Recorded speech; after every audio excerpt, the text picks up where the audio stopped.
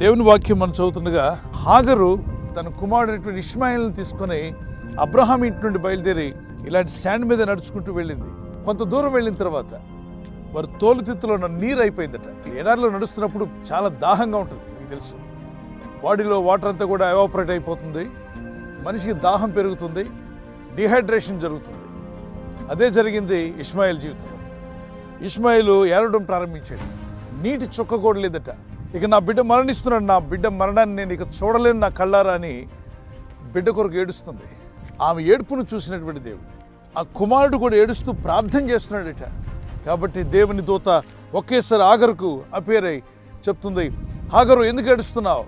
లే, నీ కుమారుని మొర యెహోవా దేవుడు విన్నాడు. చంటి బిడ్డ మొర వినే దేవుడా మన దేవుడు. చంటి బిడ్డ మరణిస్తున్నప్పుడు మరి ఏం ప్రార్థించాడో తెలియదు, కానీ ఆ ప్రార్థన పరలోక తండ్రి విన్నాడు. అందుకే పిల్లలకు ప్రార్థన నేర్పండి.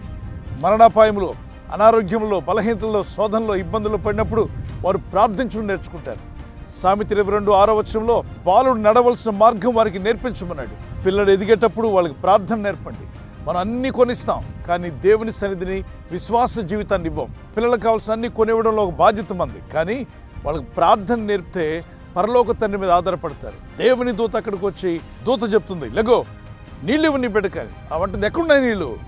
నేను తూర్పు, పడమట, ఉత్తరం, దక్షిణం పరిగెత్తి చూశాను, చుక్క నీరు లేవు కదంటే, నీ కళ్ళు తెరిచి చూడు, నీ ముందు నీళ్ళు ఉన్నాయన్నాడు. ఆమెకు ఆశ్చర్యం అనిపించింది. నేను కళ్ళు తెరిచే కదా చూస్తున్నాను, ఎక్కడున్న నీరంటే అప్పటికప్పుడు ఆమె అలా కిందకు చూస్తుండగా ఇసుకలో నుండి నీళ్లు బయటకు వచ్చాయి.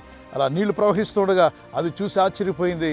దేవుని సన్నిధిలో బిడ్డ చేసిన ప్రార్థన, ఆ తల్లి కన్నీటి ప్రార్థన దేవుడు విన్నాడు. అప్పుడు హాగరు ఒక మాట చెప్పింది, ఏమన్నా తెలుసా? ఎల్రోయ్, చూచుచున్న దేవుడు అయ్యా, నీవు నా బిడ్డను కాపాడావు, నీరు లేని చోట నీరిచ్చాడు.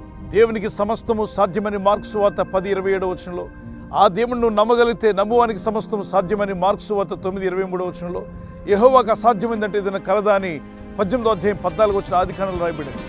ఎల్రోయి, ఎల్రోయి, అయ్యా నువ్వు చూస్తున్న దేవుడివే.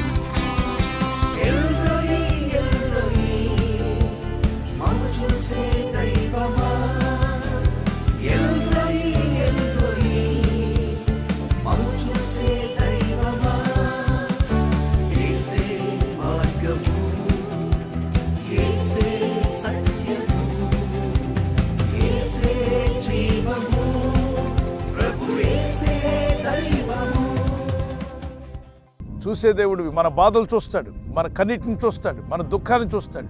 ఈ మాటలు వింటున్న మీ జీవితంలో కూడా దేవుని కనికరం, దేవుని దయ మీ మీదకి రావాలని నా ప్రార్థన. నువ్వు ఏ స్థితిలో ఉన్నావు? నీ బిడ్డ ఇబ్బందుల్లో ఉన్నాడేమో, నీ కుమార్తె ఇబ్బందులో ఉందేమో, ఒకవేళ నీ కుటుంబమే సమస్యల్లో ఉన్నట్లయితే దేవునికి ప్రార్థించు.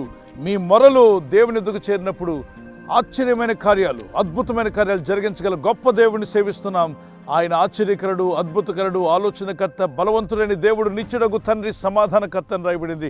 ఆ దేవుని సన్నిధిలో ప్రార్థిస్తున్నావా? యేసుక్రీస్తు నామములో నీకు కూడా, మీ జీవితంలో కూడా అద్భుత కార్యం జరుగునుగాక. ఆయన చూస్తున్న దేవుడు, ఆయన దయగల దేవుడు. ఆపద్దినమున నువ్వు నాకు మొరపెట్టినట్లయితే నిన్ను విడిపిస్తున్నప్పుడు నువ్వు నన్ను మహిమపరుస్తూ ఉన్నాడు.